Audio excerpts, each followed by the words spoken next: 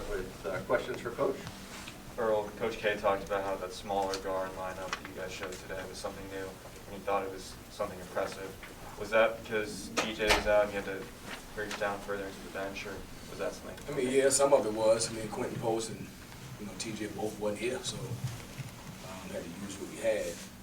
We typically like to play 4 guards at times, but having Quentin Post out and TJ kind of banged up with a sprained calf, we just had to play 4 guards. So ended up working out for us. We've done that multiple times this year when we're able to spread the floor and attack you with those 4 guards. But from a size standpoint, I thought typically you don't deal with power forwards at 6'10", 250.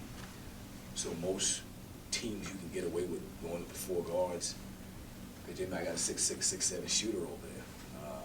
But that kid Paulo he was a load. So I think that it helped us offensively a little bit, but defensively it wasn't working in our favor. Earl, did you like the way that James and DeMar attacked the basket? I mean, it seemed like we were able to get the ball inside. Yeah, I mean, we wanted to play paintball. I mean, we knew, traditionally when you play against Duke in the past, they're going to deny on the perimeter, and they're going to pressure the ball. And so it's hard to pressure and deny and keep somebody out of the paint. So you can drive it, you can post feed. So that was our plan. Like, hey, look, we got to get the ball to the paint with 2 feet, be physical, whether it be on penetration or post feeds. Thought we did a good job of executing that. A lot of the plan we wanted to execute, we did it. We did it brilliantly, but we just wasn't quite good enough today to win that game. What was it like just coaching this game atmosphere-wise? I'm sure it was a lot of fun with the packed house up against Duke. Just what did you enjoy about the experience? Well, I mean, it gave me a good, picture of what it should look like as we continue to try to build a program. And hopefully we get to the point where it's always like that.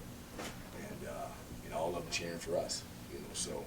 But good energy, I thought our guys played hard. They fed off of the energy, and again, this was a big time atmosphere and a good game. I know the plan is, like you said, to attack the paint. And in James' case, I'm just curious. I'm not saying one idea is right or wrong, right? But when he gets a roll and he sees the rim, right? He wants to be aggressive, but maybe somebody's digging in, and there's like a naked corner 3 or something like that. Like, what's the decision-making process to decide whether, I can see the rim, so let me go get it, or like, let me see what's going on? Just got to have feel for it. I mean, obviously, if you got 2 feet in the paint near the charge circle, you need to go up. Okay. But if 4 hands come up to block it, you need to kick it out. So it's a bang-bang play. I mean, guys got to make good decisions. Those type of reads we work on all the time, catching the ball on the roll, and then when a secondary defender come, can you gather yourself if it's a smaller guy, get around him and put him in the basket, or if it's, length coming over, with high hands, maybe kick it out for 3s. So it's a read they have to make, and it's something we work on all the time. Do you want the big to kind of do what he can there? Can you sacrifice, like, giving up the open corner 3 for whatever may happen? With yeah, if you're about to dunk it, yeah. All right. The dunk is, you're going to probably make that 9 out of 10 times. Sure. The 3, you're going to make 3 or 4 out of 10. So you always want the dunk or the foul, yeah, over the 3. We're average 3-point shooting team. That's right. not our biggest strength, and so we try to play paintball as much as we can. Yeah. Coach, when you're going up against a team like Duke that's so much bigger than you're used to, what adjustments do you make on defense to try to account for that physicality? I mean, we started out the game, doing a good job of just digging the ball out of the post when they threw it into the post, really with Paulo on the side. And so he couldn't get anything going in the first 15 minutes. The last 5 minutes, they moved him to the elbow. And it's hard to double when you're facing the basket from the elbow. But on the side, you can rotate and get some hands in there and dig it out. So I thought they made a really good adjustment. They moved him to a different spot that we couldn't really trap him or double him. And he was hard to guard one-on-one. DeMar was, defense, he had to check Paulo, and then offensively, he had to get his buckets. How did you like the way he was just able to overcome all that, guarding a guy like that? He just had to stay aggressive. He stayed aggressive, especially in the second half for him. He tried to drive it early. They forced him into some turnaround jumpers. He couldn't get all the way to the rim, so he ended up taking a tough 2. And then in the second half, we had more player and ball movement, which allowed him to get a bigger gap. He was able to get to the rim. So I thought he stayed aggressive. He did the best job he can. He typically don't have to guard the big guys like that. He's mostly guarding the perimeter. gave us a lot today. Coach, I thought Makai actually had a very good game with a lot of plays that didn't necessarily translate to the stat sheet. How did you think about his play today? He's been a steady hand. You know, he's been a steady older guy, you know, battle-tested. Just been a good leader for us, steady hand, always defending, always taking charges, finding ways to get loose balls, just being very gritty and tough. And then offensively, you know, he's really a terror in transition with his speed and his ability to change directions. So he's always attacking the basket. You know, then he stuck a big three for us tonight. So I thought he played good. You know, I had to go back and watch the film. I hadn't really looked at the stat sheet a whole lot, but I thought overall he had a good game for us. Just eyeballing, right? Again, without the luxury of film, right? Like, what do you think of the quality of the looks you got from him? From Makai? From three, just from.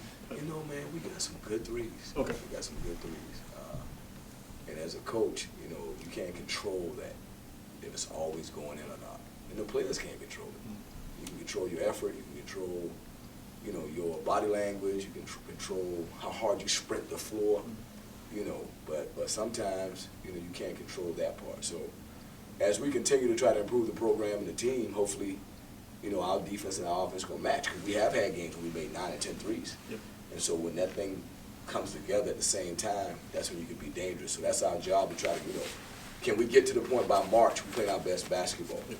And that's our goal. This is the last one, because I'm just curious, right? Like, gosh, I keep, was it Ashton that made the block on the corner three on the other side? He just got that block by staying home, which I thought was really cool. But is that like a incentive, or is that like a positive reinforcement for a guy where it's just like, you don't have to leave, you don't have to like cheat, you don't have to make an extra play. Like sometimes if you just do your job, it'll fall to you. You know what I mean? Yeah, when he contested and blocked the three? Yeah. Yeah, I mean, we try to contest, that's one of our standards. We try to contest everything. Mhm. Like, so that's a big thing we grade after the game, you know, what's our contest percentage. And so we want to contest everything. You know, we want to, you know, be at like 90% or higher. You know, and if they make it, you pat them on the butt, tell them good job. You know, I think if you contest enough, again, you can control that. And so if they make it, you just pat them on the butt. But if you don't contest, you know, you don't help them miss. So I think our guys starting to buy in to try to contest everything, which is one of our standards. So I thought he did a good job. He was just doing his job.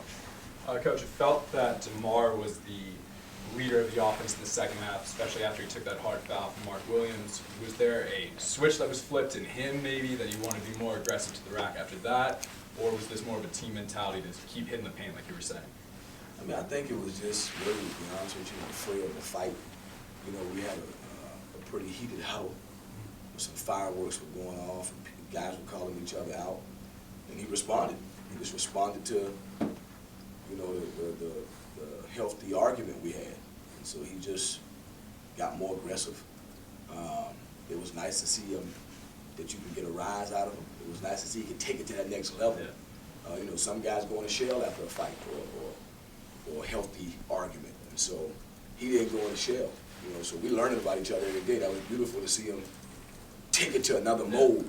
You know, he raised his level after that kind of uncomfortable huddle we had. Any last ones for Coach?